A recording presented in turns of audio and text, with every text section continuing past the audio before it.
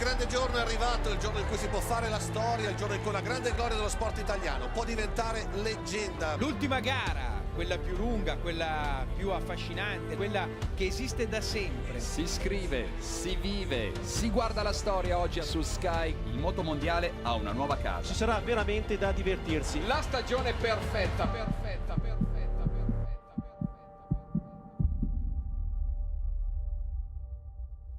Un errore e sei fuori, un'indecisione e la tua gara è finita. Non hai tempo per pensare, hai tempo solo per attaccarla tutta, arrivare al traguardo, girarti e guardare se il tabellone ti dà ragione. Difficile, duro. La sua cattiveria, la sua decisione. Deve solo e unicamente attaccare. Ci siamo, ce la giochiamo. Preparati a vivere la MotoGP come non l'hai mai vista. Ed è rock and roll e sono partiti. Aumenta, apre l'acceleratore, apre il gas. Mamma mia! È volata, è volata. Fenomenale. Caduta. Ed è fuori.